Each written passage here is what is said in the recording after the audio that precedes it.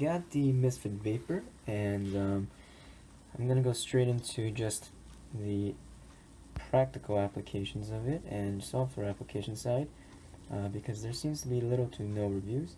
And then, yeah.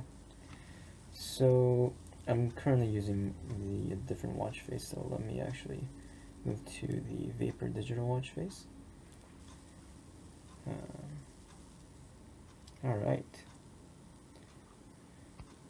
So I think the reason why those two other things aren't displaying is due to me disabling the Misfit Activity app. I'll tell you why. When I first got the watch, I had around 11 to 12 hours of battery lifetime, but I discovered that if I disabled the app, the Misfit Activity app, I got 4 extra hours, so that's why. But otherwise, this is what it looks like. It's decently thick. The back of it has the heart rate sensor, the 4 pins, and the strap is button straps. I actually figured out that you could also take them out and change the bar as well to be one of those quick chain straps, those spring ones. So I'm gonna change the watch face back to mine, which I really like, and yeah, let me go into what it does. I'll go straight to this touch bezel. This touch bezel thing, it's pretty good.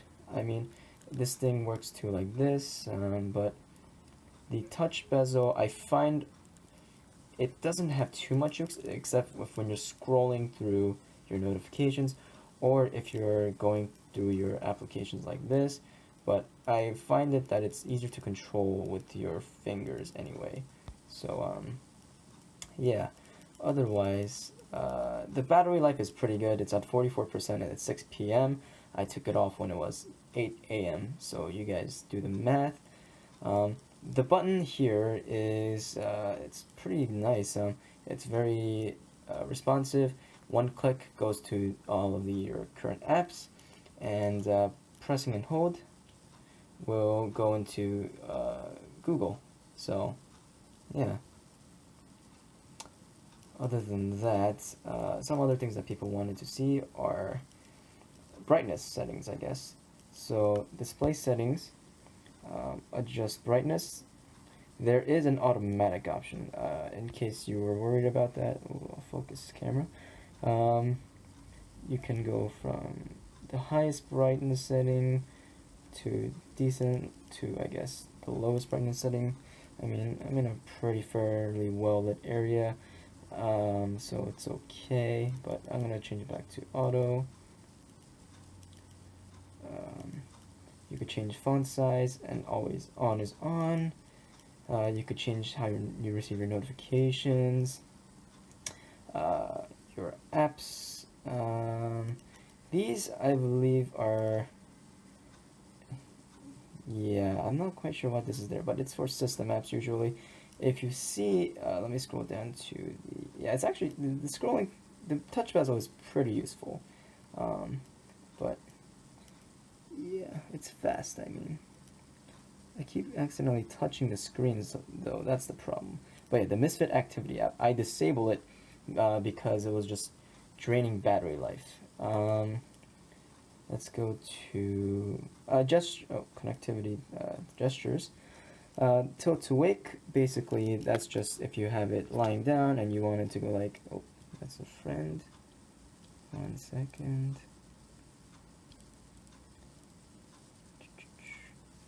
If it's ambient and you tilt it up, is it this way? Oh yeah, basically that's that. No, it's not. Yeah, oh, okay, yes, it is forward. I'm being kind of dumb. Other gestures are wrist gestures, which is basically just, you know, like the little quick flip up for, you know, just going through stuff.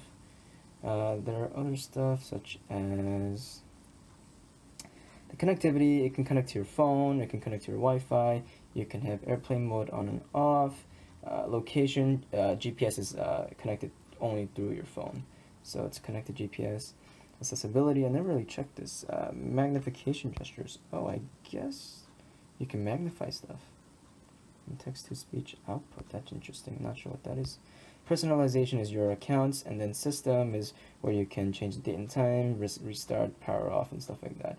I am currently running the Android Wear 2.5 with Android OS 7.1 because I have the Google Pixel. But yeah, other than that, what else is there to show? Oh, the Google detection is pretty good. For example, let me actually turn off my lights with my watch. Turn off my lights. Okay, so I have smart lights, so yeah, that worked pretty well. And otherwise, this touch bezel, the brightness I believe is, yeah, this is the lowest brightness, so it looks much better in the dark. And I'm gonna actually change it back to automatic, and let me turn my lights on, turn on my lights. Alright, other than that, this watch actually froze on me once, so I realized that if you press and hold the button for a long time, just keep pressing and holding.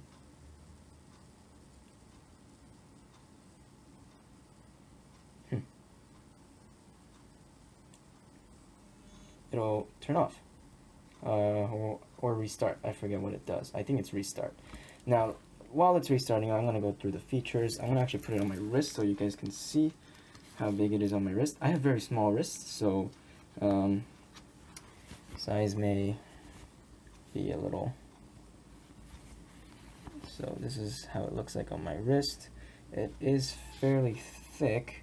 I actually have my LG G watch with me, so you can compare the thicknesses from this to this. So the size, this is that size. The thickness, though, it's kind of hard to do, but I believe the LG G watch is a little bit thinner. It's a little thinner. I think that's better. It's a little thinner because the battery part here is pretty big compared to the just like that. So other than that, it's pretty good. The LG G watch original I got like 3 years ago. I think it's run its course. People kept asking me if it's an Apple Watch, and at this point I just said yes. So I decided it's time for a new watch. So other than that, it's pretty good. I got the leather strap from Misfit for free because they messed up my order. But yeah, it's the rose gold. I actually got the midnight blue. They actually look black here, but they're midnight blue. But other than that, it's pretty good. There's other apps. Let me actually go through the apps. I'll go with Spotify. It's gonna say connecting. Okay, actually I'm gonna take it off because it's hard to tilt my wrist. So let's go back into Spotify. Oh, that was not. And yeah, it's pretty good. I'll play one of my playlists. It actually goes to straight to my phone, and I can control it from there. Or like, you can just use the actual Spotify app. It appears here. Google Fit. Where did Google Fit go? Oh, just past it. I didn't really work out with this yet or do any runs, but other than that, it calculates steps. The heart rate monitor, it actually uses the laser in the back. I probably shouldn't have done that to my phone camera.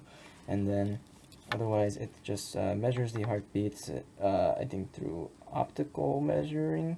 I'm not exactly sure how the lasers work, but other than that, it's pretty good. I've had it lag on me maybe once or twice so far, but that's probably just Android Wear 2.0. heart rate is, don't worry about it. And otherwise, everything else is pretty good. I'm not sure what else to go for. The touchpad results feels like metal, but I think it's some type of plastic.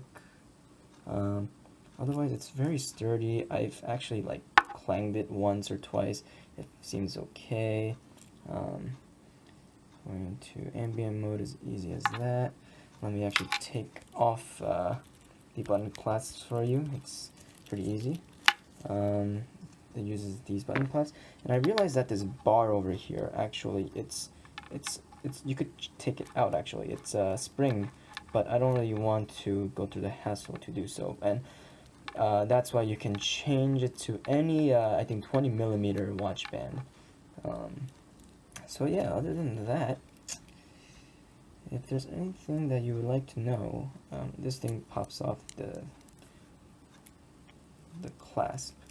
If there's anything else that you would like to know, I guess I'll answer it in the comments. So, yep, that's it. Oh, it's still playing Spotify. That's nice. Clear all does that. Yeah, that's it. All right.